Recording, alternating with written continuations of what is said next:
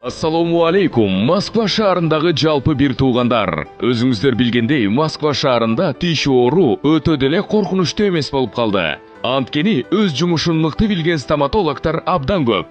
Мына ошолордун бири врач-стоматолог Садыков Сейдалы Сатыбалдиевич ар дайым кызматта. Бизде көрсөтүлүүчү кызматтар: удаление любой сложности, лечение и реставрация зубов, брекет системасы, имплантация, циркония жана металлокерамика, протезирование, гигиена жана тишти тазалоо.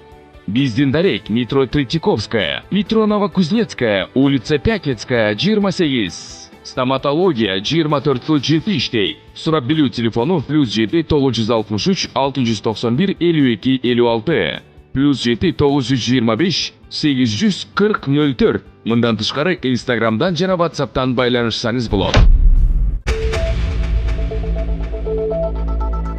Акыйкатчы Чүйдөгү аялдар абагында мониторинг жүргүздү. Акыйкатчы Жамиля Жаманбаева Чүй облусунун Степной айылында жайгашкан аялдар абагына барып, соттолгон аялдардын укуктарынын сакталышына жана кармоо шарттарына мониторинг жүргүздү. Бул тууралуу Акыйкатчы институту маалымдады. Маалыматка ылайык, абакта тигүү цехи жана набайкана иштеп, анда аялдар эмгектенишет. Ошондой эле соттолгондор ашканага, чач тарачка жана дүкөнгө ишке тартылган.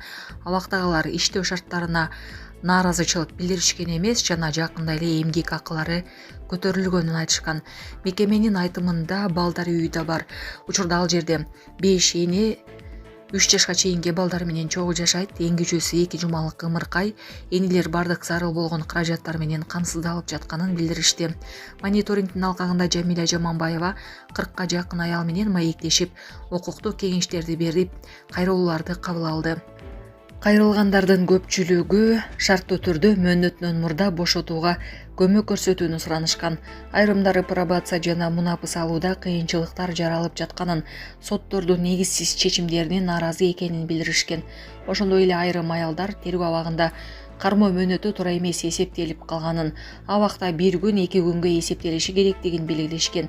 Сот чечимдерине макул эместигин билдиргендер акыйкатчыдан юридикалык жардам жана мамлекеттик акысыз жактоочу алууга көмөк сурап кайрылышты. Мындан тышкары 2 аял советтик үлгүдөгү паспорттарын жаңыртып берүүнү өтүнсө, айрым соттолгондор дары-дармектердин жетишсиздигине даттанышкан. Учурда аталган мекемеде Казакстан, Индия, Өзбекстан, Тажикстан жана башка өлкөлөрдөн 18 жараны жаза мөөнөтүн өтүп жатышат. Алар өз өлкөлөрүнө экстрадициялоо маселеси боюнча кайрылышкан. Акыйкатчыга түшкөн бардык кайрылуулар боюнча тиешелүү иштер жүргүзүлүп, кароонун жыйынтыгы менен сунуштар тиешелүү мамлекеттик органдарга жөнөтүлөт. Беле кетсек, мекемеде жалпы 292 аял кармалууда. Алардын курагы 17 жаштан 78 жашка чейин. Анын ичинен 248 жалпы режимде, 22 катуу шарттарда, 34 катуу режимде жаза өтөп жатышат. 5000 мед кызматкерге кезексиз ипотекалык батир берилет. Кыргызстанда 5000 медициналык кызматкер кезексиз ипотекалык батирлерге ээ болот. Бул тууралуу Саламаттык сактоо министри Каныбек Тосмамбетов өлкөнүн балдары медициналык мекемелерине болгон иш сапарынын жүрүшүндө билдирди. Министрдин айтымында бул чечим медицина кызматкерлерин колдоо жана алардын социалдык шарттарын жакшыртуу максатында кабыл алынган. Ипотекалык турак жай менен камсыз кылуу, саламаттык сактоо тармагындагы кадрларды сактап калууга жана мотивациялоо багытталган. Бул орчундуу маселе болчу. Аны президентибиз колдоп берди. Натыйжада ипотекалык турак жайлардан медицина кызматкерлерине 5000 батир кезексиз берилмей болду. Бул башталышы гана. Биз жаңы команда менен келдик, реформаларды баштадык. Алдыбызга көптөгөн бийик максаттарды коюп жатабыз жана сиздердин колдооңуздар менен аларга жетебиз деп ишенем, деди саламаттык сактоо министри. БШК кайра шайлоону өткөрүү үчүн каралган чыгымдардын сметасын бекитти. 30 декабрда Борбордук шайлоо комиссиясы номер 13 көп мандаттуу шайлоо округундагы кайра шайлоону өткөрүү үчүн каралган чыгымдардын сметасын бекитти. Бул тууралуу БШКнын басма сөз кызматы кабарлады. Маалыматка ылайык, кайра шайлоону өткөрүү кийинки жылдын 1 мартына дайындалып, аны даярдоого жана өткөрүүгө 18 миллион 507 миң сом керектелет. Шайлоону даярдоо жана өткөрүү чыгымдары республикалык бюджеттин каражаттарынын эсебинен жүргүзүлөт.